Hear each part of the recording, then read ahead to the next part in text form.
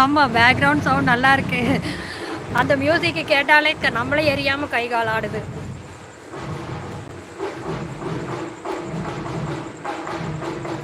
பக்கத்தில் அங்கே கோயில் விசேஷம். கோயில் விசேஷத்தில் அந்த பால் குடமும் இதை எடுத்துகிட்டு போகிறாங்க.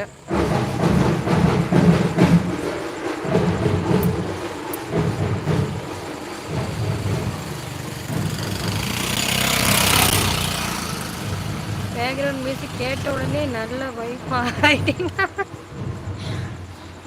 இல்லை, ஆல்ரெடி நம்ம எந்த மியூசிக் கேட்டாலுமே நம்மளுக்கு வந்து நம்ம ஒரு வேளை ரசிப்போம் எல்லாம் பண்ணுவோம். ஆனால் இந்த மியூசிக் கேட்டால் மட்டும் நம்மளே அறியாமல் நம்ம கை கால் ஆட ஆரம்பிக்குது. கோயில் ஃபங்க்ஷன் கீழே கீழே 2வது வீதியில்.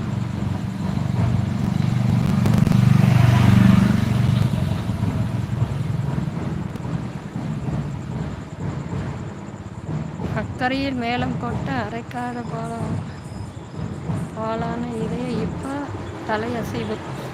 இங்கே தலையசைவு. ஆமாண்ணா, அதுதான் உண்மை.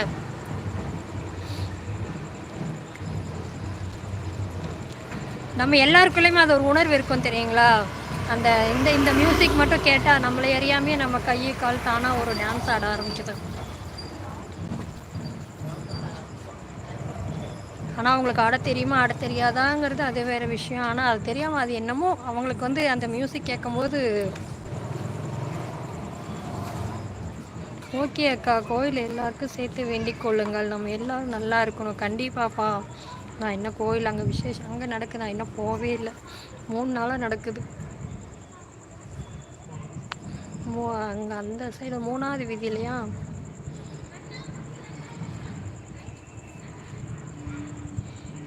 மழை தூறுது. நிகழ்ச்சி ஏதாச்சும் உண்டாக்கா? இல்லைப்பா, நிகழ்ச்சி எல்லோரும் ஓரளவு ரொம்ப பெரிய கோயிலெல்லாம் இல்லை, சும்மா சின்ன ஓரளவு கோயில் தான். ஓரளவு பண்ணுறாங்க, அவ்வளோதான். ரொம்ப பெரிய மாதிரி இல்லை. ஆண்டு விழா இது. ஆக்சுவலாக இது வந்து 7ஆம் ஆண்டு விழாவோ 8ஆம் ஆண்டு விழாவோ ஆண்டு விழா ஃபங்க்ஷனு தான் பண்ணுறாங்க. அக்கா, இந்த மலைக்கு கூட உங்களை ரொம்ப பிடிச்சிருக்கு. நீங்கள் வெளியே வந்த உடனே பாருங்கள், உங்களை பார்க்க அதுவும் வந்துருச்சு. அதை தான் சொல்கிறேன். வெளியே வந்து லைவ் போட வந்தால் போதும், உடனே மழை வந்துடுது. நான் மழை வர நேரம் நான் லைவ் போட வரேன்னா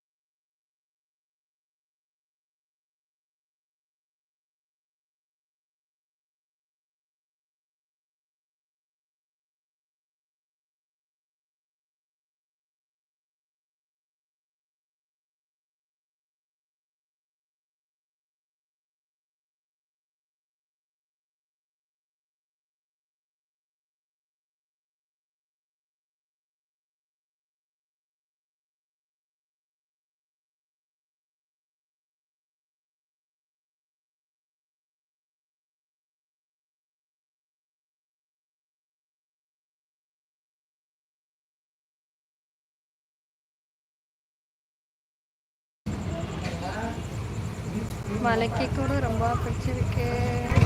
கோவில் சிறப்பு நிகழ்ச்சி நம்ம அக்காவோட லைவ் தான். ஆமாப்பா, நம்ம லைவ் தான் சிறப்பு நிகழ்ச்சி. அதான் வரேன், மழை வந்துருச்சு. வரேன் அப்படியே.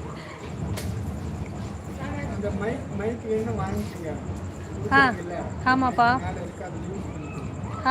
ஓகேப்பா, நான் என்ன கேட்டுக்கிறேன்.